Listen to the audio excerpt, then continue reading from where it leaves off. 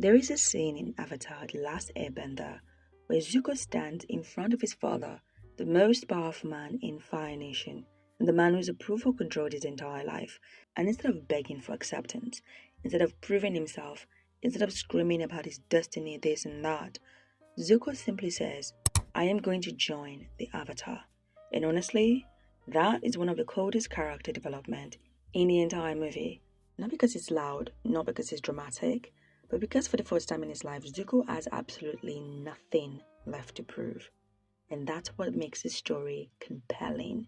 Not the redemption, not the firebending, definitely not the scar. It was simply one thing: change.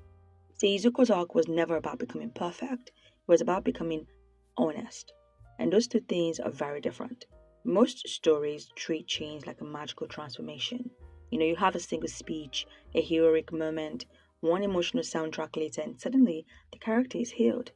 But Zuko's journey feels painfully human because change in real life is awkward and messy. It is embarrassing, it is slow, and sometimes you relapse. Sometimes you hurt people again. Sometimes you don't even know who you are after letting go of the thing that defined you. And nobody in animation captures that better than Zuko, because for almost the entire show, this boy is lost. One of the smartest things the writers ever did was allowing Zuko to fail constantly. Think about it, when we first met him, he seemed like the villain. He had an angry voice, a burned scar, warship, and dramatic entrances. But then the show quietly starts exposing something very important. Zuko was miserable, like genuinely miserable. This is a 16-year-old desperately trying to earn love from a father who emotionally destroyed him. And suddenly, everything changes. Especially once we learn how he got the scar. The Agni Kai scene still hurts me because it reveals the cold tragedy of Zuko's character. He wasn't burned for cruelty, he was burned for having compassion. During the war meeting, Zuko speaks out because he doesn't want Fire Nation soldiers treated like disposable tools. And what happens?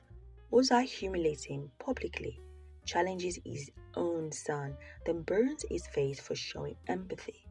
That moment rewires Zuko's entire life because now he associates kindness with weakness, love with pain, and approval with survival. And suddenly, his obsession with capturing Aang makes tragic sense. The Avatar wasn't just a mission, it was his validation. If Zuko captured him, then maybe his father accepted him again. Maybe the pain that he went through meant something. Maybe the scar he got was worth it. And honestly, that's what makes Zuko relatable. The feeling that if you just achieve one more thing, one more accomplishment, one more victory, then maybe people will finally see value in you. That mentality destroys people in real life every day.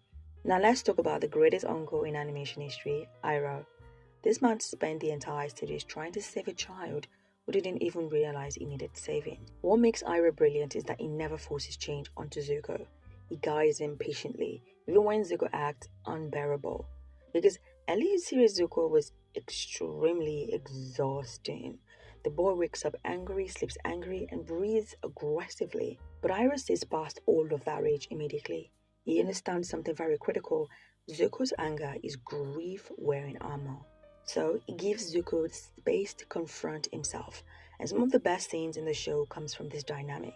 Like Zuko alone, still one of the greatest episodes ever made. Because for the first time, Zuko exists away from the war, away from his father, from his title, and what happened? He accidentally becomes a decent person.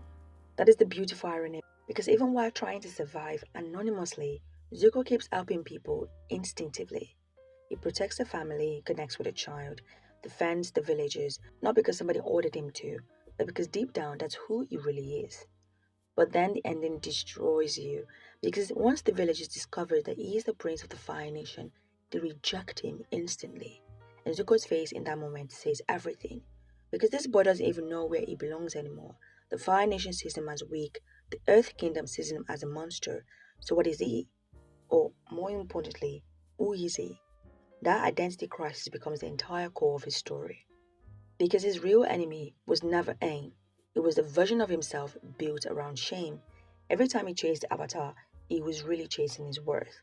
That's why he becomes so unstable whenever success gets close.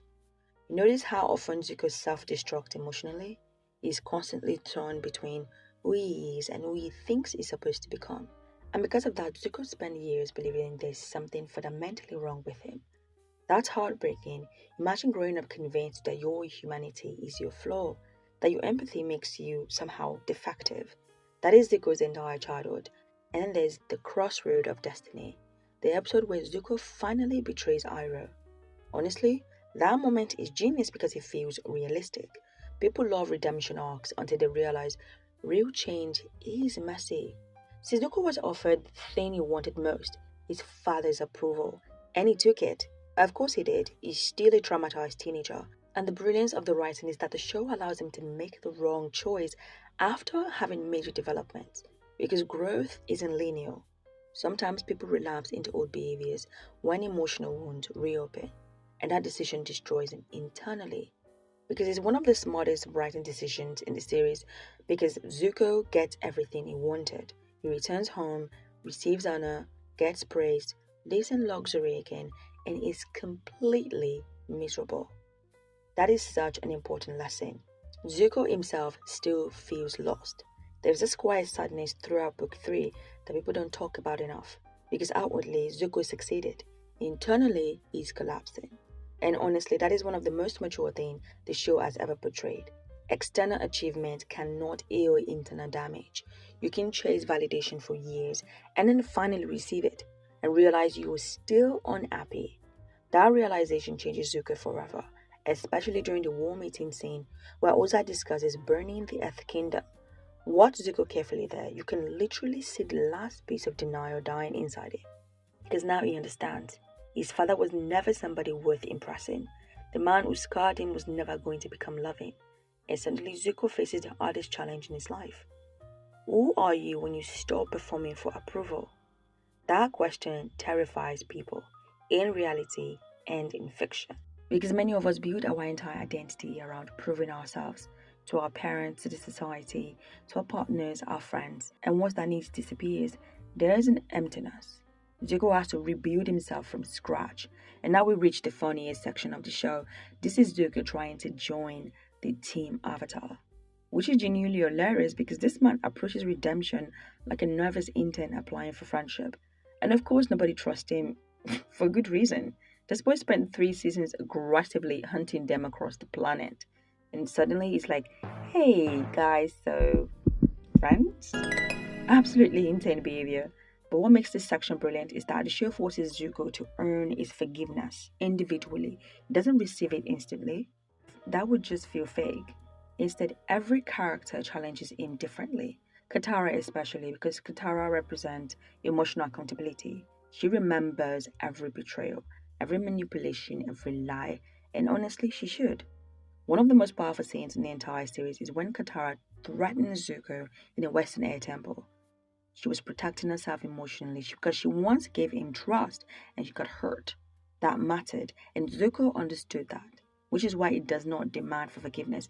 He works for it by helping Toph escape Combustion Man, teaching Aang firebending, helping Sokka rescue his father, and supporting Katara against the man who killed her mother. Every mission becomes another step towards accountability. And here is the important part you should never forget. Zuko never becomes perfect. He becomes aware. Real growth isn't becoming flawless, it's recognizing damage you caused and choosing differently moving forward. That is why his redemption arc resonates so deeply because it feels earned.